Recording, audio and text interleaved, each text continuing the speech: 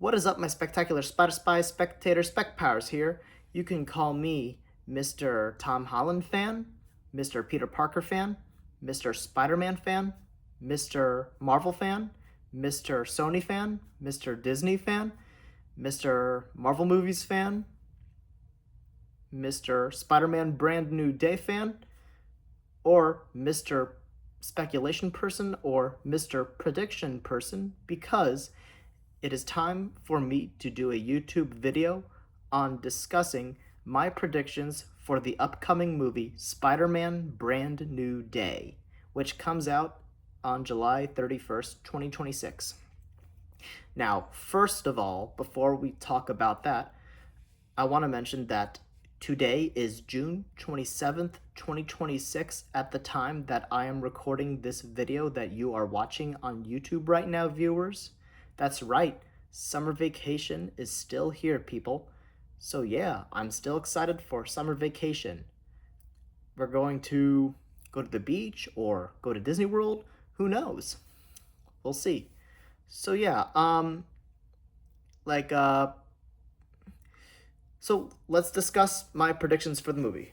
Now, first of all, the movie's going to star Tom Holland, Zendaya, Sadie Sink, John Bernthal, Mark Ruffalo, as far as I know, and the guy who played Ned Leeds. I keep forgetting his name. It's Jacob something, right? I'm sorry, I forget. Please let me know in the comments section below. I mean, I could just look it up after this video is over, but I know the face. So yeah, so like, I'm sure you know, in the last movie, at the end, Spider-Man No Way Home, Peter Parker had Doctor Strange cast a spell to make the whole world forget that he, Peter Parker, exists, but not Spider-Man.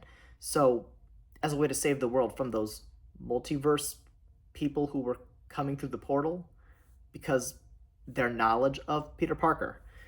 And he had to make Doctor Strange cast that spell. And it was sad that he made everyone forget who he was, but it saved the world. And so Peter Parker slash Spider-Man is gonna go see where he goes from there. So, like, we're gonna discuss also like who I think the villain will be, who I think Sadie Sink's playing, what I think the story's gonna be. So yeah, like, now like another thing I need to mention is so so first off, I think the movie is going to begin with an opening montage of like kind of similar to like the Fantastic Four First Steps opened up, and how Sam Raimi's Spider-Man 4 was supposed to open up based on those storyboards that were leaked like 10 years ago for the canceled sequel. I think there's going to be an opening montage where, so first of all, in the trailer, you see Peter Parker sitting on a rooftop watching Ned and MJ talking about, woohoo, our first day at MIT. I think that's around the beginning of the movie, because later on in another trailer, I think Ned or MJ say it's our last day at MIT. So I think that shows that there's going to be a time jump, and I think the montage, like when he's fighting those villains, as you see in the trailer, the first trailer, like Boomerang, Tarantula, and Scorpion. I think he's going to. I think that's the opening montage, kind of similar to the Fantastic Four First Steps and the canceled Spider-Man 4 movie. Like, sometimes you can tell when they're taking words from other movies when you're watching a movie, whether it's in the theater or on TV, etc. It happens all the time. So I think that's going to happen. And like and I think around the beginning we'll see Sadie Sink's character show up, and so this is my so like and I think she plays a big story in like the movie. So that's another thing. So but when before I tell you who I personally think she's going to play in this movie, I'm going to mention like something that I noticed, and a lot of other fans have noticed. it almost seems as if they're taking word from the Neogenic Nightmares story arc from season 2 of Spider-Man the animated series from 1994. My personally my favorite Spider-Man cartoon show of all time, by the way. Where like that's the story arc and season where Spider-Man mutates into Man Spider. And you can tell by the look of the trailers, Peter Parker slash Spider-Man is going through some sort of mutagenics mutation. So it makes sense that they put the Hulk in, slash Bruce Banner in this movie, Dr. Bruce Banner in this movie. And, with mutagenics being a theme in this movie, I think it would make, and that organization from the X-Men comics, I think is going to be in it. I think it would make sense for Sadie Sink. I think Sadie Sink's going to play Jean Grey. Yes, I really mean it. The famous X-Men member from the comics and the cartoon shows, you name it. I actually think she's going to play Jean Grey. Here's the thing. She refuses to even describe her character with even one word. If this character was some original character originally created for the movies and not from the comics, and especially not a character who's well known and popular from the comics, then why would she not be allowed to even describe her character? She has to keep it a secret for now. This has to be a confirmation slash sign that it's someone we're familiar with, and it's from the comics. Someone from the comics. Plus, whoever her character turns out to be, she's already contracted to appear in Avengers: Secret Wars, which doesn't come out until 2027. So that has to be a sign that she's a hero or some sort of ally for the Avengers. That's my opinion, and we're going to find out eventually. We got less than 2 months left, so I really think this is the way to start like the X-Men. It would make sense in my opinion with mutagenics being a theme in this movie, and that's where it comes with who I think the villain's going to be. So I think I am actually 100% positive about this. I think the main villain, the main antagonist of this movie is going to be the Jackal. That's right. Dr. Miles Warren, aka the Jackal. Because, again, he has to do with mutagenics. And I know Dr. Connors, aka the Lizard, has to do with mutagenics too, mutations, but the producers of the Spider-Man movies, I think they said that for the time being, they want to use as many fresh villains who have yet to shine in live-action theatrical Spider-Man movies. So it would make sense to choose the Jackal over the Lizard. Plus, we just had the Lizard in the last Tom Holland Spider-Man movie, Spider-Man No Way Home, with the guy from the one from the Amazing Spider-Man continuity reprising his role. I mean, voice-wise, he didn't appear physically on set, but he did like a voiceover, and it was the CGI and stuff like that.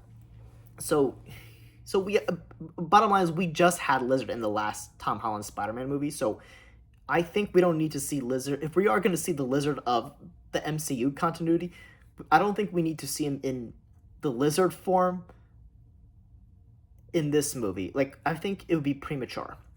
Maybe they'll have references slash hints at Dr. Connors. Like, see, one of the settings of this movie is going to be Empire State University, and in the comics, see, Dr. Miles Warren is a professor there, so that's another reason why I think the Jackal's going to be the villain in this movie. And plus, I think there's going to be references to like other characters, kind of like the Easter eggs they did in the Amazing Spider-Man. Like, oh, there was the Dr. Morbius file, the project, that Craven project file, or the Venom project, and the Dr. Octopus tentacles, and the Vulture's wings, and the Rhino suit, stuff like that. So I think there's actually they're gonna make references into Easter eggs. Plus, it's subtitled Brand New Day, so it makes sense to introduce new characters, especially new supporting characters, like Gwen Stacy. And I know a lot of people are hyped. Well, let's talk about that. The next thing I was about to say later. Let's go back to the story. So, yeah, I think Dr. Miles Warren is behind this mind controlling thing, and I don't know why he's doing it. Maybe he's doing it for profit, but like I think he's up to a something dangerous, and Spider-Man has to team up.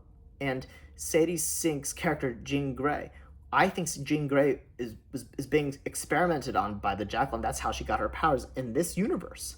And like so, and I think they're setting her up to look like the villain when it's like, ooh, gotcha, kind of like a plot twist thing. So I think, and I saw in one of the other trailers that MJ's in danger. So I think Spider Man's going to take MJ to the Punisher, Frank Castle, and have him protect her. And then he teams up with the Hulk to like figure things out about this threat. And then throughout the movie, the Jackal's pulling the plugs behind the scenes, like master planner kind of vibe. But I doubt the villain's going to be Doctor Octopus. I do think we will see the MCU variant of Doctor Octopus in this universe eventually, but I mean, if we do, like, at least a reference or a cameo of Dr. Otto Octavius, I doubt they're gonna have him in villain form again. Just like the Lizard, we just saw him in the last Tom Holland Spider-Man movie, so I think it's premature to have Doctor Octopus as a main threat again. Like the variant, have the variant from the MCU variant of Doctor Octopus show up. So at least in tentacle form. So yeah, so Spider-Man has to team up with the Hulk, the Punisher, and Jean Grey to take down the Jackal. And I think throughout the movie, MJ is going to get some sort of hints about who Peter Parker, about her connection with Peter Parker. Because, at the end of Spider-Man No Way Home, it's even in the script, she had this sense of familiarity when she saw him in the coffee shop for the first time since her memory got erased. Like, she had that sense of familiarity. That was a hint that their connection is not over yet. So I think that she's going to get more hints over time and then throughout this movie. And by the final battle against the Jackal, she'll remember him, I think. But Ned, I have a weird feeling it's going to take a darker turn because, he becomes the Hobgoblin in the comics. So I think they're setting him up to become the Hobgoblin. And I have a weird feeling it's going to play out different with Ned, as much as I am scared to admit it. And oh yeah, Tombstone, I think Tombstone teamed up with the Jackal as well. And I know a lot of people are excited for Tombstone. I am excited for Tombstone too. I love Tombstone as well. A lot of these villains are classic. But I don't think Tombstone's going to be the main antagonist. I don't think Scorpion's going to be the main antagonist. Like, I think Tombstone's role is going to be more like Colin Farrell's Penguin's role in the 2022 Batman movie starring Robert Pattinson, Colin Farrell, Paul Dano, is that his name? Who played the Riddler? You get when and Andy Serkis. Like, I think he's going to be like a supporting villain, like, kind of like the Penguin's role in the Batman 2022 movie. And like, I don't think Scorpion's going to be a one and done villain in this movie. I think he's going to return in future films after this. I'm actually excited to see Scorpion in live action. I got excited when we first saw Matt Gargan in Spider-Man Homecoming almost 10 years ago, especially the tattoo of the scorpion on his neck as a way to foreshadow he becomes Scorpion. I remember my cousin and I got excited about it, like, Scorpion, and we're finally going to see Spider-Man fight Scorpion in live action. I am actually hyped. That is literally going to be amazing. Like, Stan Lee and Steve Ditko would be very, very proud. No doubt about that. So, yeah, I think Peter Parker will transform into Man-Spider, and then they have to develop a cure for that mutation too. So I think the cure will work on, defeating the Jackal and curing Peter Parker of the Man-Spider mutation transformation. So I actually think that's what's going to happen. And like, did I forget any villains? I mentioned Scorpion, I mentioned Tombstone, I mentioned Tarantula, I mentioned Boomerang. I think Tarantula and Boomerang are just going to be cameo appearance villains. Who knows? Maybe they'll show up at the end. I'm not sure. I can see them showing up in a jail scene when Spider-Man visits the jail and they're in the cell and they're like, Spider-Man, when can we get our rematch kind of thing. And like, so yeah, and throughout the movie, like Spider-Man is fighting, these obstacles and see the hand, I don't know if the hand's gonna be affiliated with the Jackal or they're just another side villain, but I think there's gonna be some sort of twist coming out of them. So, you know, yes, so they have to defeat the hand, the Jackal, and his organization, and um, I think Spider Man. See, a lot of people are going back and forth about this. I mean, look, whatever happens in the movie happens. Look, do I think this is going to be the last Tom Holland Spider Man movie ever? No way. It's only the beginning of another trilogy, they said. So there's going to be a Spider Man 5 and a Spider Man 6 in this continuity. So the best is yet to come in some way. So I think Peter Parker will either get seriously injured or he will die at the end. But this is either the ending scene or one of the post-credit scenes. The symbiote that we see left behind at the end of Spider-Man No Way Home bonds with him, and they adapt that iconic comic panel shot of him coming out of the cemetery or rising up in the black suit, the alien costume. So, as a way to, like, and plus, in the comics of Avengers Secret Wars, Spider Man wears the black suit. So, it would make sense for it. See, I heard Tom Holland's Spider Man is not going to show up in Avengers Doomsday. I don't know if that's true or not, but regardless, he's definitely going to appear in Avengers Secret Wars. Hey, regardless of whether he's absent in Avengers Doomsday and he doesn't show up again until Avengers Secret Wars, or if he shows up in both Avengers Doomsday and Avengers Secret Wars, not like, I am hyped. They're definitely setting him up for that story arc, and then later on Venom, like the Venom in that continuity, the MCU. So yeah, I actually think like they're going this route, and like once and I think another post credit scene, or this could happen before by the end of the movie, before the post credit scene. I think it's gonna be one of the post credit scenes. Other post credit scenes. Ned finds out that Peter Parker is Spider Man, and then it sets him up. You see, it sets him up to become the Hobgoblin somehow. I don't have all the pieces together of that theory yet, but I do think it is inevitable to see Ned become the Hobgoblin. Plus, Hobgoblin's a villain they have yet to adapt into a live-action theatrical Spider-Man movie. So if they're going to continue this trend for the time being, if the producers are going to continue this trend, if Sony's going to continue this trend for the time being for the Tom Holland Spider-Man movies to adapt villains they have yet to adapt into live-action theatrical Spider-Man movies, Hobgoblin's a good next choice. So yeah, and so yeah, I'm excited. So yeah, I'm trying to think if I forgot anything.